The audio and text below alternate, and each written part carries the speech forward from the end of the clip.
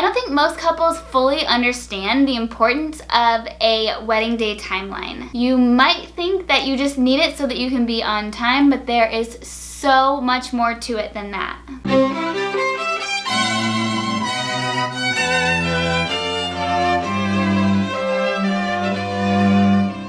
Hey blushing brides, welcome back to my channel. I'm Kyle James for those of you who are new here, and welcome. Let's talk about creating your wedding day timeline, why it's so important, and what all needs to be included in there. Bride Society members, this week's bonus content for you is a huge list of ideas and experiences that you'll want to think about incorporating into your day of timeline. So after you watch this, be sure you head over there and check that out. Also, you do have worksheets in your wedding planner workbook to walk you through creating your day of timeline. So be sure that you're using those when you do get to that point. If you're not a member or you don't have the workbook, you can totally join. I will put all the information and the link in the description below. Okay, first, let's talk about why it is so important to have a wedding day timeline. Let's get the obvious one out of the way first, and that is to be on time. It actually is really hard to stick to a schedule on your wedding day. I can't even imagine doing it without a timeline. Everything just takes longer than you think it will, and there's like little things that happen here and there that just make the time go by a lot faster than you think. So having a schedule and a timeline will definitely help you to be able to manage your time better because it flies by. The next reason it is so important is because it lets everybody know where they're supposed to be and when. There's just so many people involved in this. Your VIPs, that's like your parents and your grandparents, and then you have your bridal party and all of your vendors. And there's so many little like events and experiences that they need to be part of. So laying this out and sharing this with all of them will really let everyone know where they're supposed to be and when. So when it comes time to do stuff, you're not like searching for people. This is also extremely important for your vendors to know where they are supposed to be, specifically your photographer. You do not want to be going into a specific part of your wedding day and be like, where's the photographer? We can't find them, or they just completely miss it because they didn't know where they were supposed to be. So it's really important to have this guideline and a plan and a schedule so that everybody knows where they're supposed to be and when, so that nobody misses anything. It also just gets all the vendors on the same page. Like, you need your DJ to announce to people when to go sit down for dinner, but your caterer needs to be ready for that. And like, it just helps all these little pieces come together a lot more smoothly if you have a plan and a schedule for everyone to follow. A surprising thing that creating your day of timeline allows you to do, something that you might not think about, is it allows you to sit down and be very intentional about the little experiences and the things that you want to do on your wedding day. There are a ton of little traditions and just little experiences and little moments that you'll want to incorporate in your schedule so that you can be sure that you remember to do them. You definitely get like crazy emotional and there's a lot of stress and there's just a lot going on. So it's really easy to forget things. So it's really nice to take this time beforehand to look at what are the options, what do we want to do, what's important to us, and really lay that out in a schedule. Like I mentioned, Bride Society members, go check out the bonus content because I'm going to list it all out there. A bunch of special little experiences that you can include in this that you might not think about if you weren't going to sit down and create a day of timeline. If you don't take this time and be intentional and lay all of this out, you're not going to get any of it done. Like I said, it just goes so fast. There's so much going on. You'll forget to do the bouquet toss, you'll forget to do the cake cutting. When I'm running a wedding on the day of, so many times they're like, oh my gosh, I totally forgot about that. I'm like, we gotta cut your cake, we gotta do stuff, come on, let's go. And if I didn't have the schedule as a day of coordinator and I didn't know what they wanted to do, we wouldn't have done all of the traditions or had the little experiences had we not sat down and laid out a day of timeline. Another huge benefit of having a day of timeline is it helps you be a little bit more intentional if you are running behind. You can definitely lay out in there what is most important to you, and so stuff that you want to get done earlier in the day or earlier in the reception, so that you can be sure that you actually do that in case you do run behind. Most people do run a little bit behind, so you can decide, oh, that's not oh, this thing would be nice to do if we have time for it, but if we are running late for the ceremony, we can just cut that out. Stuff like that. And it helps you make those decisions with your wedding coordinator before the big day so that it all flows smoothly and that you actually really get to do the things that you want to do. And then you have options if you are on time or you do have a little extra time to have a little extra special experience. And then one more huge benefit of having a day of timeline and sitting down and laying this out is you get the best use out of your vendor's time. The two vendors that this really applies to are the venue. A lot of times it seems like you have a really long time at the venue, but you just don't. It goes by so fast. So depending on the package that you purchased in your venue and how it all works, you need to figure out if you need to be getting ready somewhere else, or if you do have the amount of time that you need to get ready at the venue, what time people can start showing up to set up, what time you need to be out of there, all of that stuff. Laying this out will really help you figure that out so that you can get the best use out of your venue and you don't actually get everything done that you want to get done on the day of because you use up all your time. And then the other one who this is extremely important for is the photographer. Photography packages always seem like they're gonna be long enough, but they never are, because you do end up pushing stuff back throughout the day. So if you do sit down and lay out your day of timeline, you can decide what's really important to you that the photographer is going to be there for to capture, and you can make sure that this is early on in the night so that they can actually capture it. I've seen a lot of times photographers, especially if you are on a tighter budget, the photographer will leave a little bit early, so you want to make sure that you're getting the stuff done at the reception that you want captured. So that's bouquet toss, garter toss, cake cutting, any other traditions and any other little experiences that you want to have, that you want the photographer to be there for. You need to plan this and make sure that you get it done within the allotted time. Also, I think laying this out will help you decide when it's important for this photographer to be there. So like maybe they're not there the entire time getting ready and they just catch you at the end or something like that. It lets you be very intentional about these decisions so that on the day of you're not just extending the time and extending the time, because every time you do that it's a major cha-ching. So this helps you be intentional with all of your vendors' time and how much you're spending. So now that you know how really important a wedding day timeline is, let's talk about what you need to incorporate in there.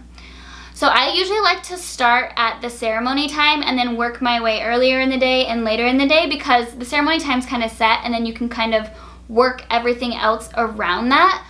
So put your ceremony time, and then before that you need to figure out how much time you need to get ready. So this includes your glam, any VIPs, so if the mother of the bride or the mother of the groom wants to get their hair and makeup done, and then all of your bridesmaids as well.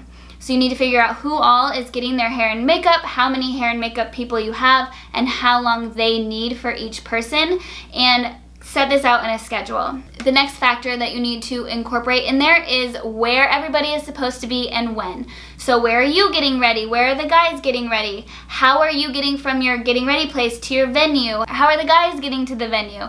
Are you gonna have time once you get to the venue to do photos with the girls and photos with the guys? All this stuff needs to be laid out clearly in there, and you need to share this timeline. Also, like rehearsal, who needs to be there? Who has parts in the ceremony?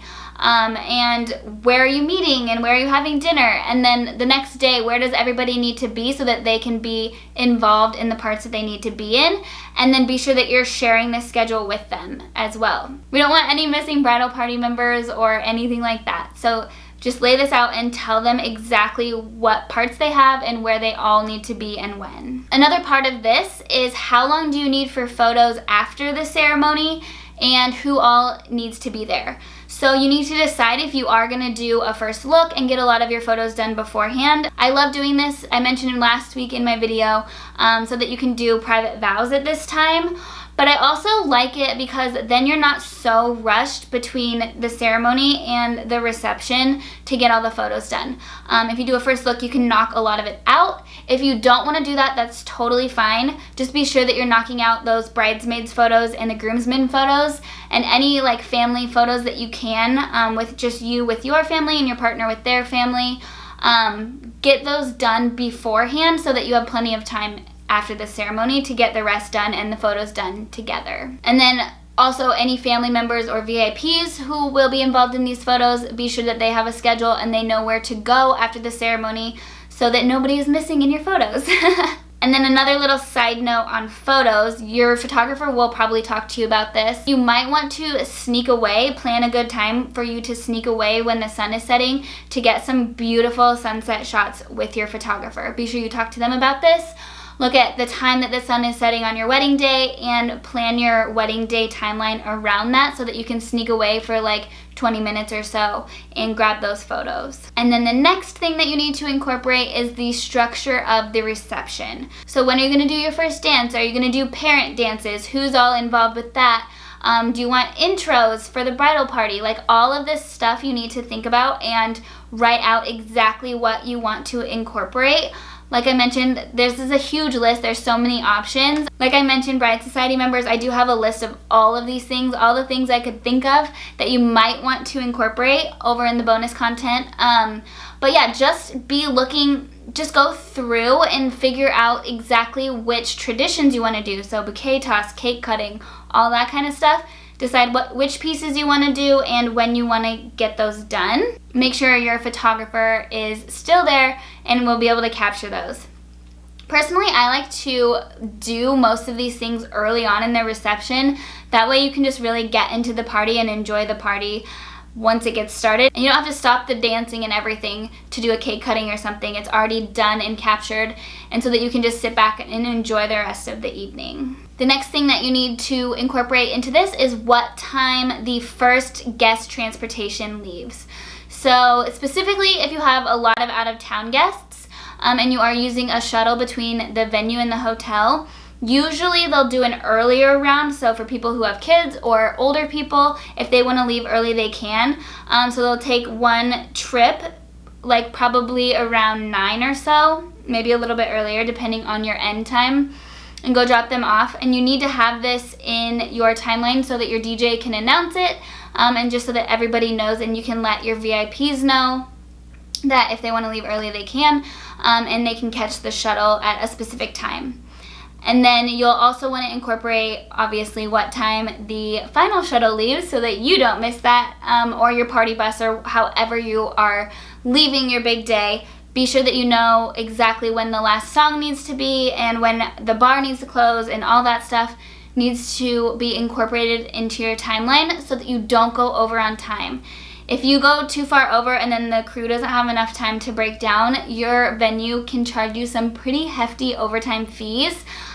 So just really having a plan, knowing what it is, and sharing it with everybody will make the night go a lot smoother, and you won't go over on your time. Yeah, and the last thing is just making sure that your cleanup crew has plenty of time to break everything down before your time at the venue is up. So be sure you're discussing with your venue coordinator exactly what this looks like and what time everything needs to end so that they can start cleaning up. And then if you are going to do an after party, also include this on there so that your bridal party and the most important people know about it and they can join you over at the after party. I know this can seem like a lot of information, but I promise you it's so worth it to sit down and figure all of this out. I do have these worksheets that help you lay it all out in the Unveiled Ultimate Planner. So you can grab your planner, or you can join the Bride Society. You get the planner through that as well. I'm going to put all the info for that below in the link so that you can join us. And that will help you kind of figure all this out. Plus, it will give you the list of awesome ideas and experiences to incorporate into your big day that you may not have thought of. I hope this video was helpful. If it was, give it a thumbs up and share it with your other bride friends, and we'll see you next week. Happy planning! I watch you as you drive. Do you know I'm looking? And I can't help but smile. Do you know how much I love you? You put my favorite song on, I put my feet up, and we just sing along. And I can't help but feeling, just loving this moment. Can we stay here?